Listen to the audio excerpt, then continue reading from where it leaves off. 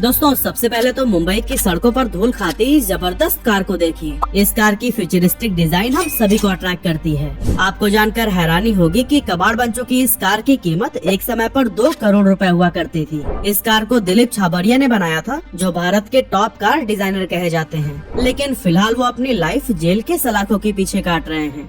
अगर आपका जन्म लेट 90s में हुआ था तो मैं दावे के साथ कह सकता हूँ कि बचपन में ये आपकी ड्रीम कार जरूर रही होगी। जी हाँ, मैं बात कर रहा हूँ टार्जन की, जिसे हमने साल 2004 में आई movie Tarzan the Wonder Car में देखा था। टार्जन दिलीप छाबड़िया का एक ऐसा प्रोजेक्ट था जिसके जरिए वो इंडिया की अपनी सुपर कार को लॉन्च करने का सपना देख रहे थे। लेकिन फिर ऐसा क्या हुआ कि torsion the Wonder car real life में कोई वंडर नहीं कर सकी, और करोड़ों रुपए का वो कौन सा स्कैम था जिसने इंडियन कार मॉडिफिकेशन के किंग कहे जाने वाले दिलीप छाबड़िया को जेल तक पहुंचा दिया। चलिए सब कुछ थोड़ी डिटेल में जानते हैं।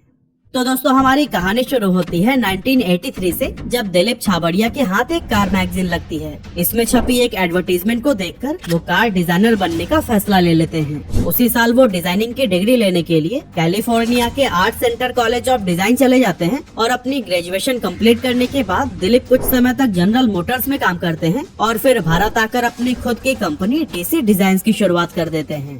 दिलीप छाबड़िया अपनी शानदार डिजाइनिंग स्किल से कई एग्जिस्टिंग कार्स को मॉडिफाई करते हैं और इंडियन कार मार्केट में बहुत पॉपुलर हो जाते हैं। इनकी स्किल्स और पॉपुलैरिटी का अंदाजा आप इसी बात से लगा सकते हैं कि साल 2003 में British luxury sports car manufacturing company Austin Martin ने भी अपनी विंटेज कार का एक प्रोटोटाइप इन्हीं से ही डिजाइन करवाया था, जिसे कि उसी साल हुए डेट्रॉइट मोटर शो में भी शोकेस किया गया था। एस्टन मार्टिन की ये कार काफी पॉपुलर हुई थी, जो कि दिलीप छाबड़िया की स्किल्स पर मोहर लगाती है। कार मॉडिफिकेशंस के बाद साल 2004 में दिलीप छाबड़िया कार मैन्युफैक्चरिंग में उतरते हैं और भारत की पहली सुपर कार लॉन्च करने का सपना देखते हैं। इस कॉन्सेप्ट का नाम था टार्जन, जिसको पॉपुलर बनाने के लिए दिलीप छाबड़िया ने पूरी मूवी ही बना डाली थी। कहने को तो ये यूनिक मार्केटिंग स्ट्रैटेजी थी, पर torsion the Wonder car box office पर फ्लॉप साबित हुई। इसको 14 करोड़ रुपए के बजट से बनाया गया था और मूवी को ऑडियंस के बीच पॉपुलर बनाने के लिए अजय देवगन जैसे बड़े स्टार को भी जोड़ा गया था। लेकिन इसका कोई खास असर देखने को नहीं मिला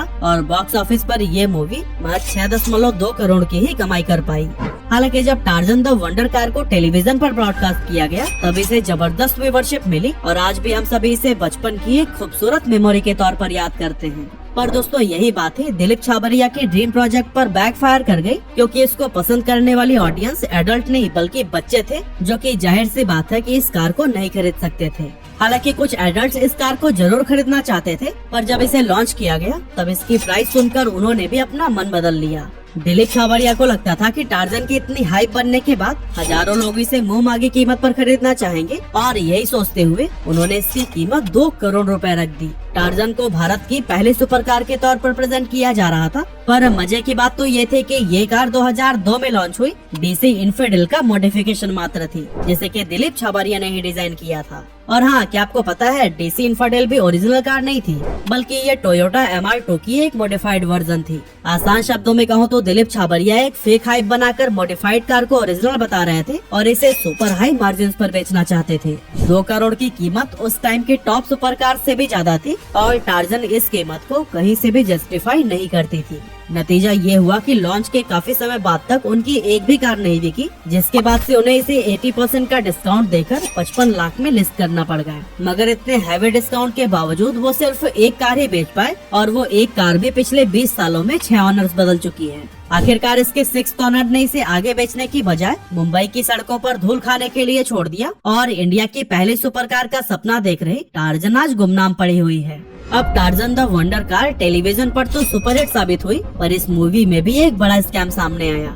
एक्चुअली इस मूवी की पूरी स्क्रिप्ट 1983 में आई हॉलीवुड मूवी क्रिस्टीन की कॉपी थी, और इसे बस थोड़ा बहुत बॉलीवुड तड़का डालकर रिलीज कर दिया गया था। टार्जन के कई सारे सीन्स तो 1971 की मूवी ड्यूल से भी काफी ज्यादा मैच करते थे, और इन्हीं सभी रीजंस की वजह से दिलीप छाबड़िया और टार्जन को काफी क्रिटिसाइज किया गया, जिसका सीधा असर टार्जन की सेल पर देखने को मिला। हालांकि इस नेगेटिव पब्लिसिटी ने भी दिलीप छाबड़िया के लिए एक नई अपॉर्चुनिटी के दरवाजे खोल दिए, और बड़े बड़े सेलिब्रिटीज उनसे अपनी कार और वैनिटी वैन को मॉडिफाई कराने के लिए कांटेक्ट करने लगे।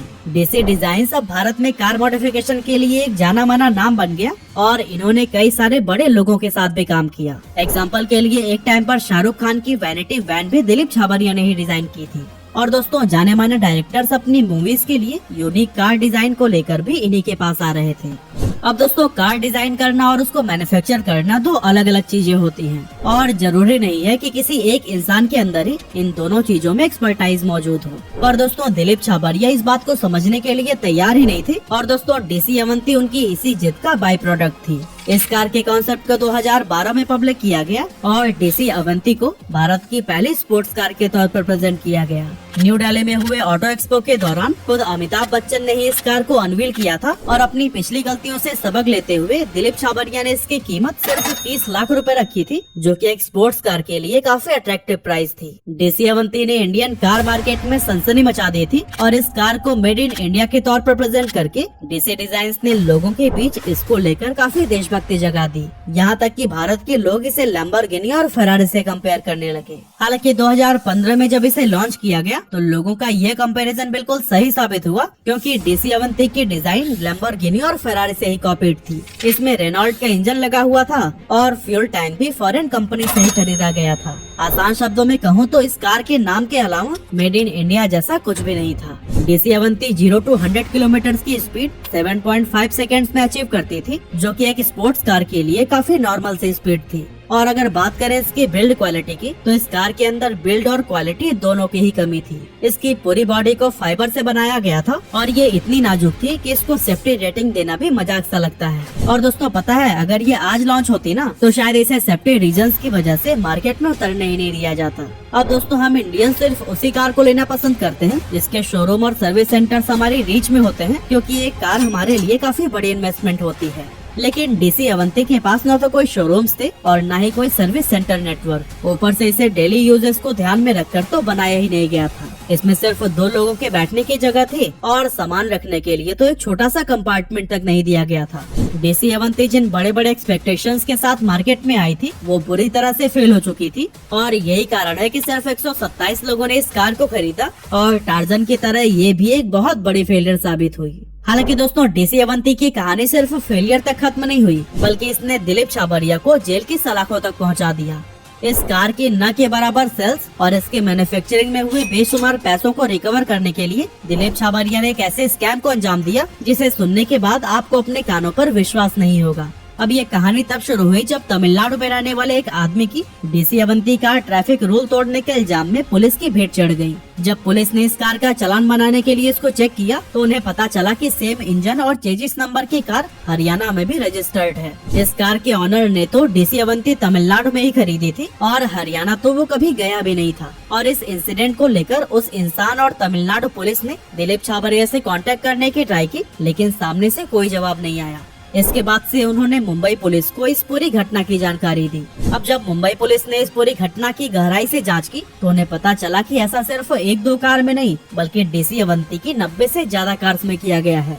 दिलीप छाबरिया की कंपनी ने सेम चेसिस नंबर और इंजन नंबर को रजिस्टर करके अलग अलग NBFC से कार लोन उठाए थे और फिर उन कार्स को थर्ड पार्टी में बेच दिया। ऐसे एक कार के लिए 42 लाख रुपए का लोन उठाया गया था, जिसे कि कभी भी बैंक को वापस किया ही नहीं गया। अब आपको हम जानकारी के लिए बता दें कि हर कार का अपना एक यूनिक चेसिस नंबर और इंजन नंबर होता है, जो कि उसके ओनर की पहचान करने के लिए इस्तेमाल किया जाता है। और कार लोन लेने के दौरान बैंक इससे जुड़ी इन्फॉर्मेशन अपने कस्टमर से जरूर लेते हैं। इस फाइनेंशियल स्कैम को अंजाम देकर दिलीप छाबरिया ने न सिर्फ डीसी अवंती की सेल्स को गलत तरीके से बढ़ाया, बल्कि भारत सरकार और हमारे बैंक्स को भी करोड़ों का चूना लगा दिया। एक एस्टिमेट के अकॉर्डिंग इस स्कैम से भारत सरकार को करीब 40 करोड़ रुपए का नुकसान हुआ और बैंक से भी 10 करोड़ से ज्यादा का लोन रिलीज किया गया, जिसे आज तक रिकवर नहीं किया जा सका है। इन एलिगेशंस के बीच दिसंबर 2020 में दिलीप छाबरिया को अरेस्ट कर लिया गया। हालांकि 2021 में उन्हें कुछ समय के लिए बेल तो मिली थी, पर फिलहाल वो जेल में ही अपनी जिंदगी काट रहे हैं। दिलीप छाबरिया का आरोप है कि ये सब उनके एक्स पार्टनर और डीसी डिजाइन्स के को इन्वेस्टर किरण मूलचंद का किया धरा है, जो कि कंपनी में 52% का शेयर रखते हैं। उनका कहना है कि किरण मूलचंद ने स्पोर्ट्स कार की मैन्युफैक्चरिंग के लिए कंपनी में 150 करोड़ की फंडिंग लाने का प्रॉमिस किया था, लेकिन बाद में वो अपने वादे से मुकरने लगे। साथ ही डुप्लीकेट चेसिस नंबर और इंजन नंबर का ये पूरा स्कैम भी किरण मूलचंद और डीसी डिजाइन के CFO अफाक सईद का करा धरा है, जिसके लिए दिलीप छाबरिया को फंसाया जा रहा है। लेकिन दोस्तों, इसी बीच फेमस कॉमेडियन कपिल शर्मा ने भी दिलीप छाबरिया के खिलाफ एक FIR दर्ज कराई थी। कपिल के अकॉर्डिंग उन्होंने डीसी डिजाइन को अपने लिए एक शानदार वैनिटी वैन का ऑर्डर दिया था, जिसके लिए उन्हें 5.7 करोड़ की पेमेंट भी की गई थी। लेकिन काफी टाइम बीत जाने के बाद भी उन्हें कोई अपडेट नहीं दी गई और उनके पैसे भी वापस नहीं किए जा रहे हैं। और दोस्तों, इतनी सारी कंट्रोवर्सीज के बीच 2020 में डीसी अवंती को डिसकंटिन्यू कर दिया गया था और आज ये सुपर कार इतिहास का हिस्सा बन चुकी है। अब दिलीप छाबरिया की ये स्कैम कितनी गहरी जाती है और इसका अंजाम क्या होता है, ये तो वक्त ही बताएगा। लेकिन पर्सनली डीसी अवंती आपको कैसी लगती है और Tarzan the Wonder car movie आपने देखी है कि नहीं? अपना जवाब हमें कमेंट करके जरूर बताइएगा।